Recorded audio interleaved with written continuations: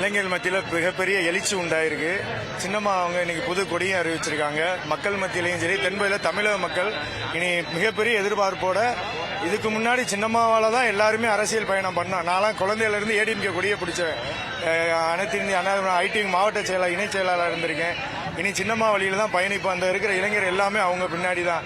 என்னதான் திமுக அரசா இருந்தாலும் என்ன கொடுத்தாலும் சரி, இந்த பகுதி அனைத்து இந்திய அண்ணா திராவிட சின்னம்மா தலைமை இயக்கணும். அப்படி இல்லையா, எங்க சின்னம்மாவில் நாங்கள் பயணிப்போம். அவங்க காட்டுற வேட்பாளரை ஜெயிக்க வைப்போம். நிச்சயம் நாங்கள் தான் ஆட்சியில் இவங்க யாரை காமிக்கிறாங்களோ அவங்களாம் முதலமைச்சர் ஆவாங்க.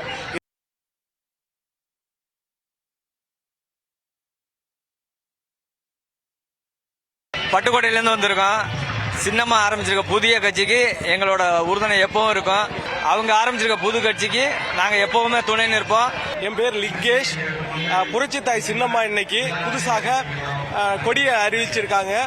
அந்த கொடியில் பார்த்தீங்கன்னா அண்ணாவின் உருவம், எம்ஜிஆரின் உருவம், புரட்சி தலைவி அம்மா அவர்களின் உருவம் பொருத்திய அந்த கழக கொடி அறிமுகப்படுத்தியிருக்காங்க. அது சிறப்பாக இருக்கு. இந்த தமிழ்நாட்டில் மிகப்பெரிய வெற்றி அடையுங்கிறதையும், புரட்சி தாய் சின்னம்மா அவர்களுக்காக ஏற்பட்ட தியாகத்தை இன்னைக்கு மக்கள்கிட்ட சொல்லியிருக்காங்க. அவங்களுக்கு எவ்வளவு கஷ்டங்களையும் எவ்வளவு துரோகத்தையும் காட்டி வந்திருக்காங்கன்னு பார்க்கும் பொழுதுக்கு மனசுக்கு ரொம்ப கஷ்டமா இருக்கு. ஒரு பெண்ணுக்கு எவ்வளவு தமிழ்நாட்டில் இவ்வளவு கொடுமையான ஆட்சியா இருந்திருக்கு. தீய சக்தியை வீழ்த்தி வீட்டுக்கு அனுப்புவதும் எங்கள் புரட்சி தாய்க்கு சின்னம்மாவுக்கு நாங்கள் ஆணிவேராக இருந்து செயல்படுவோம் என்று உறுதி கூறுகிறேன்.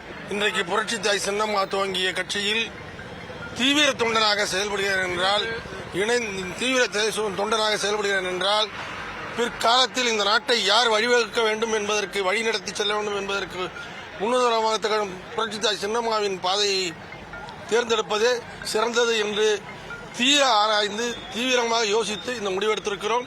புரட்சி தாய் சின்னம்மா கரம் வலுப்படும். அவர் அறிவித்த கொடி பட்டொளி வீசி பறக்கும். அவர் அறிவிக்க இருக்கின்ற கழகம், கட்சி, திராவிட இயக்கம் எந்நாளும் ஒளிரிட்டு தமிழகத்தில் பெயரிடும். வணக்கம்.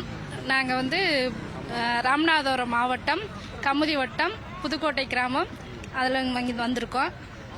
இங்கே அம்மாவோட பசுமன் அம்மா வந்தது எங்களுக்கு ரொம்ப சந்தோஷமா இருக்கு.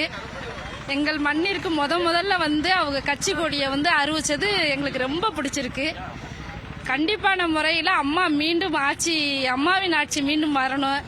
சின்னம்மா மீண்டும் சின்னம்மாவின் பொறுப்பிற்கு வர வேண்டும் என்று நாங்கள் ராமநாதபுரம் மாவட்டத்தில் உள்ள மக்கள் அனைவருமே விரும்புகிறோம்.